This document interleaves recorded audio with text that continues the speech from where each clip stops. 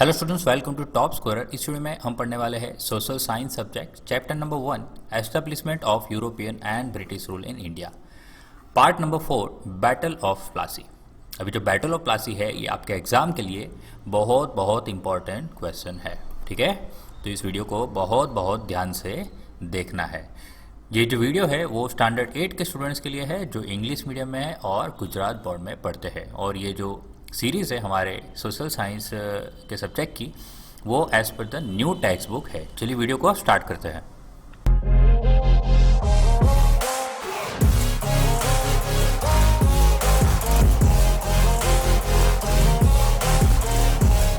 The British in Bengal, Bengal में British. सबसे पहले जो ब्रिटिश ने बंगाल में फर्स्ट फैक्ट्री जो ओपन की, ट्रेडिंग सेंटर ओपन किया, वो ईयर था 1651। ये बंगाल की बात है। और बंगाल उस टाइम पे बहुत ही रिच प्रोविंस माना जाता था। अब हुआ क्या, देखिए 1717 में जो मुगल एम्पायर थे फारूक सियार, उन्होंने क्या कर दिया, allowed East India Company to trade freely in Bengal, Bihar, Odisha and also allowed them to lease other areas around Calcutta. यानी कि उन्होंने ईस्ट इंडिया कंपनी को टैक्स फ्री ट्रेड करने की, ठीक है, ट्रेड को फ्री यानी कि टैक्स कोई भी पे नहीं करना पड़ेगा। ये कौन सी जगह पे? बंगाल, बिहार और ओडिशा। ठीक है, ये वाली जगह बंगाल, बिहार, ओडिशा पे वहाँ पे परमिशन दे दी कि आप बिना टैक्स पे किए ट्रेड कर सकते हो। और कलकत्ता के आजू बाजू कुछ कुछ जगह जो है लीज पे भी दे दी। ठीक है, अभी आपके लिए एक क्वेश्चन है कि ये फारूक सियार ने ऐसा क्यों किया होगा। ठीक है, इसका आंसर जस्ट मैं आपको नेक्स्ट स्लाइड में देने वाला हूँ। ठीक है, ये देखिए टैक्स फ्री करने का मतलब ये होता है कोई भी जो ट्रेडर्स है ये इंपोर्ट और एक्सपोर्ट कर जो भी बंगाल से करता है उस पे उन्हें कोई भी टैक्स देना नहीं पड़ेगा। ठीक है, बट जो फरमान था, ये जो ऑर्डर था, ये फारूक सियार ने जो जारी किया था वो सिर्फ और सिर्फ कंपनी के लिए था। ठीक है, बट प्रॉब्लम यहाँ पे ये थी कि कंपनी में जो काम करने वाले कुछ ऑफिसर्स थे वो कैसे थे, थोड़े करप्ट थे। अभी करप्ट ऑफिसर क्या करते थे, खुद का प्राइवेट ट्रेड किया करते थे। ठीक है, यानी कि वो लोग भी टैक्स जो है वो पे नहीं करते थे कंपनी के नाम पे। कंपनी तो टैक्स वैसे ही पे नहीं करी क्योंकि उन्हें तो राजा का ऑर्डर था, बट ये लोग अपना प्राइवेट ट्रेड जो करते थे उन पे भी टैक्स पे नहीं करते थे। इससे हुआ क्या, बंगाल की वहाँ की जो गवर्नमेंट बैठी है उनको बहुत लॉस हो रहा था, राजा को लॉस नहीं हो रहा था, मतलब राजा को ज़्यादा लॉस नहीं हो रहा था। ठीक है, क्योंकि राजा के पास और भी बहुत सारे एरिया है, वहाँ से पैसे आ रहे हैं उनके, बट बंगाल की गवर्नमेंट को बहुत ज़्यादा रेवेन्यू का लॉस हो रहा है। ठीक है, इसका मतलब ये हुआ कि ये दोनों के बीच में प्रॉब्लम्स आनी चालू हो गई, कन्फ्लिक्ट होने चालू हो गए। अब जो नवाब थे, तो जो भी नवाब आए उनकी ईस्ट इंडिया कंपनी के साथ अनबन तो रही। मतलब पहले आए मुर्शिद कुली खान, फिर आए अलीवर्दी खान और फिर सिराजुद्दौला। ठीक है, टेक्स्ट बुक के हिसाब के आपको ये सब याद नहीं रखने। ठीक है, आपको सिर्फ और सिर्फ सिराजुद्दौला याद रखना है। तो अभी बात करते हैं कि सिराजुद्दौला और ईस्ट इंडिया कंपनी के बीच में प्रॉब्लम्स चल रही है। ठीक है, अभी देखिए ये जो टैक्स फ्री क्यों किया, इसका रीज़न मैं आपको ये बताता हूँ कि ईस्ट इंडिया कंपनी में एक जो एम्प्लॉय था विलियम हैमिल्टन, ये सर्जन था, ईस्ट इंडिया कंपनी में सर्जन था।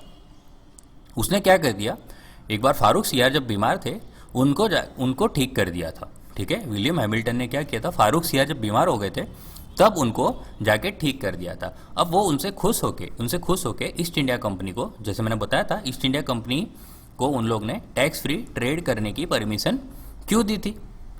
तो इसका रीज़न ये था कि राजा बीमार हुए थे तो उन्हें ठीक करने वाला कौन था, विलियम हैमिल्टन उस टाइम पे ईस्ट इंडिया कंपनी के लिए काम करता था। ठीक है, तो प्रॉब्लम राजा को नहीं, अभी प्रॉब्लम किसको हो रही थी, सिराजुद्दौला को हो रही थी। और अब उसके बाद भी देखिए 1740 में क्या हुआ, ब्रिटिशर लोग जो थे वो लोग अपने फोर्ट विलियम जो अपनी फैक्ट्री थी उनको फोर्टिफाई करना स्टार्ट कर दिया विदाउट टेकिंग परमिशन। किससे परमिशन? बंगाल के नवाब से परमिशन तो लेनी पड़ेगी ना। आप उनके एरिया में काम कर रहे हो, वहाँ पे टैक्स तो वैसे ही नहीं भर रहे, तो अपनी कॉलोनी जो आप फोर्टिफाई करना स्टार्ट कर देते हो तो बंगाल के नवाब से परमिशन तो लेनी चाहिए। तो उन लोग ने तो कोई परमिशन ली नहीं और फोर्टिफाई करना स्टार्ट कर दिया। अब इससे जो बंगाल के नवाब है वो और भड़क गए। ठीक है, वैसे ही पहले से प्रॉब्लम चली आ रही है और अब ये ज़्यादा भड़क गए, उनका रिलेशन बहुत ज़्यादा खराब हो गया। तो सिराजुद्दौला ने क्या किया, सीधा जाके ये फोर्ट विलियम पे अटैक कर दिया, फोर्ट विलियम पे सीधा अटैक किया। ठीक है, और अटैक करके यहाँ पे तोड़फोड़ कर दी। ठीक है, ब्रिटिशर को हरा दिया। अब हुआ यूँ कि ये जो यहाँ पे जो फोर्ट को तोड़ा, फोर्ट विलियम को तोड़ा, ये न्यूज़ सीधी उड़ती उड़ती जाके किसके पास पहुंची? मद्रास जाके पहुंची। अब मद्रास में कौन बैठा था? Robert Clive. इसका नाम याद रखना है आपको, रॉबर्ट क्लाइव। ये न्यूज़ रॉबर्ट क्लाइव के पास पहुंची। अब रॉबर्ट क्लाइव ने सामने क्या किया? उन्होंने आर्मी भेजी, यहाँ पे आर्मी भेज दी। ठीक है, अब देखिए सिचुएशन सामने कुछ ऐसी है, एक तरफ से सिराजुद्दौला, दूसरे तरफ से ईस्ट इंडिया कंपनी। देखिए कंपैरिजन करते थोड़ा स्टोरी में, और मतलब आपको ज़्यादा समझ आए स्टोरी, इसलिए थोड़ा कंपैरिजन देख लेते हैं कि सिराजुद्दौला के पास क्या था और ईस्ट इंडिया कंपनी के पास क्या था। तो सिराजुद्दौला के पास थे 50,000 सोल्जर्स, 40 कैनन्स और 10 कोई मामूली एलिफेंट्स नहीं थे, वॉर एलिफेंट्स थे। और ईस्ट इंडिया कंपनी के पास थे रॉबर्ट क्लाइव और उनके 3,000 सोल्जर्स। अभी आप देखिए 2 मिनट जरा पॉज करके थोड़ा सा सोचिए, 50,000 सोल्जर्स एक तरफ है और सामने सिर्फ और सिर्फ 3,000 सोल्जर्स है। ठीक है, अब ये हमें ये बात समझ आ रही है कि ऑब्वियस बात है कि 50,000 वाले सोल्जर्स जीतेंगे। तो रॉबर्ट क्लाइव को तो ये बात पहले से समझ आ गई। ठीक है, इसको ये पता चल गया कि भाई फेस टू फेस अटैक तो नहीं कर सकते, सीधा मैदान में इनके जाके अगर हमला कर दिया तो भाई इनको जो हराना है वो नामुमकिन है, क्योंकि ये बहुत ही पावरफुल राजा थे। ठीक है, सिराजुद्दौला। तो रॉबर्ट क्लाइव ने क्या किया? देखिए रॉबर्ट क्लाइव ने कांटेक्ट किया सीधा मीर जाफर को। मीर जाफर कौन था? मीर जाफर था कमांडर इन चीफ। सिराजुद्दौला के जो आर्मी के कमांडर इन चीफ हुआ करते थे, कौन? मीर जाफर। उनसे जाके कांटेक्ट किया और सिराजुद्दौला के कुछ ट्रस्टवर्दी लोग भी थे, जैसे कि देखिए अभी उनका नाम मैं आपको बताऊंगा। इनको जाके सीधा कांटेक्ट किया और इनको ब्राइब दी। ठीक है, अब ट्रस्टवर्दी लोगों में कौन कौन था? मानेक चंद थे, जगत सेठ थे, राय दुर्लभ थे, आमी चंद थे। अब ये लोग कौन है? ये लोग बहुत ही पैसे वाले जमींदार लोग थे। इनकी जो बंगाल के जो पीपल थे, पीपल ऑफ बंगाल पे बहुत ही अच्छी पकड़ थी। इसका मतलब ये है कि जो लोग हैं बंगाल के, ये इन लोगों पे भरोसा करते थे और राजा इन पे भरोसा करते थे। ठीक है, और रॉबर्ट क्लाइव ने इन लोगों को खरीद लिया, मतलब अपने तरफ कर लिया। तो ये सिचुएशन थोड़ी चेंज हो गई ना। अब पहले आपको ये दिख रहा है कि 50,000 सोल्जर्स जीतेंगे, बट ये 50,000 सोल्जर्स सिर्फ इस तरफ नाम के हैं। एक्चुअली उनका जो कमांडर है ये तो रॉबर्ट क्लाइव की तरफ है।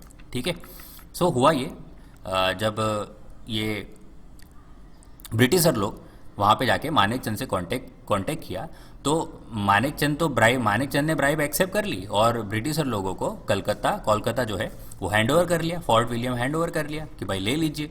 और ब्रिटिशर लोगों ने क्या किया? लोली डिप्लोमेसी, यानी कि यहाँ पे गंदी पॉलिटिक्स खेलना स्टार्ट कर दिया, जहाँ पे ब्राइबरी वॉज प्रीडोमिनेंट। इसका मतलब यहाँ पे सारे जो जिसको पैसे देने थे पैसे, जिनको पोजीशन देनी थी पोजीशन, उस तरह से सारे ऑफर करके ब्राइब दे के सबको अपने तरफ कर लिया। ठीक है, तो Clive bribe Sirajuddaula commander in chief of army Mir Jafar.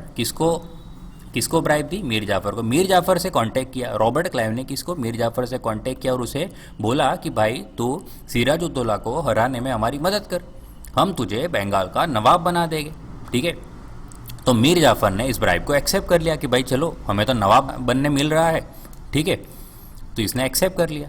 ठीक है, सो एट द सेम टाइम कुछ बड़े लीडर, जैसे मैंने आपको पहले ही बता दिया कि जगत सेठ है, राय दुर्लभ है, आमी चंद है, ये सब भी रॉबर्ट क्लाइव ने अपने तरफ कर लिए। तो मार्च 1757 में क्या हुआ? ब्रिटिशर लोगों ने अटैक किया फ्रेंच कॉलोनी पे। तो उसका मतलब फ्रेंच कॉलोनी पे अटैक किया तो क्या? तो फ्रेंच लोग जो थे वो सिराजुद्दौला के फ्रेंच लोग और सिराजुद्दौला के साथ अच्छे रिलेशंस थे, उनके रिलेशंस बहुत ही अच्छे हुआ करते थे। तो फ्रेंच कॉलोनी पे अटैक करने का मतलब ये है सिराजुद्दौला को चैलेंज करना। तो ब्रिटिशर लोगों ने सीधा सिराजुद्दौला को चैलेंज कर दिया। ठीक है, तो इसके रिजल्ट में भाई बैटल हुई जून 23, 1757 में बैटल हुई। किसके बीच में? क्लाइव की आर्मी के बीच में और नवाब की आर्मी के बीच में। वो जगह का नाम है प्लासी और जगह पड़ती है मुर्शिदाबाद के पास में। ठीक है, ये हुआ बैटल ऑफ प्लासी। कौन सी जगह पे? प्लासी नाम की जगह पे हुई। किसके बीच में हुई? तो क्लाइव की आर्मी और नवाब की आर्मी के बीच में। अब क्योंकि आपको भी पता है कि कमांडर इन चीफ जो मीर जाफर था वो तो बिक चुका था, वो तो धोखा देने वाला था सिराजुद्दौला को। उसके कारण सिराजुद्दौला इस वॉर में हार जाता है, इस बैटल में हार जाता है और कैप्चर करके उसे मार दिया जाता है, उसे पकड़ लेते हैं और मार देते हैं, ठीक है। और ब्रिटिशर ने जैसे प्रॉमिस किया था मीर जाफर को बंगाल का नवाब बना देते हैं, ठीक है। और मीर जाफर खुश होके वो बहुत सारे जागीर, कितने कौन से जागीर, 24 परगनास, परगनास का मतलब 24 जगह की लैंड दे देता है फ्री में, ठीक है। और ब्रिटिशर लोगों को ये ज़मीन जो दे देता है, और सीधा सीधा कैसे देता है, ट्रेड वो कर सकते हैं विदाउट एक्साइज, यानी बिना टैक्स पे किए ये जगहों पे वो क्या कर सकता है, ट्रेड कर सकते हैं। ये हुआ। तो देखिए जैसे कि मैंने आपको बताया मीर जाफर ने 24 परगनास दे दिए ईस्ट इंडिया कंपनी को। और बैटल ऑफ प्लासी के बाद पूरा बंगाल अब ब्रिटिश के कंट्रोल में आ चुका था, ठीक है। ये पूरा ब्रिटिश के कंट्रोल में आ चुका था। मतलब एक्चुअली नवाब कौन थे, नवाब तो थे मीर जाफर, बट मीर जाफर तो ईस्ट इंडिया कंपनी के इशारे पे काम करते थे, जैसा ईस्ट इंडिया कंपनी बोले वैसे वो मीर जाफर को करना पड़ेगा। तो यहाँ से ब्रिटिश जो है, जिन्होंने एज अ मर्चेंट स्टार्ट किया था, इंडिया में जब आए थे वो मर्चेंट थे, व्यापारी थे, तो एज अ मर्चेंट स्टार्ट किया, अब वो इंस्टीट्यूशंस के ओनर बनने चालू हो गए, ठीक है। Not only this, there path of victory of India started from here.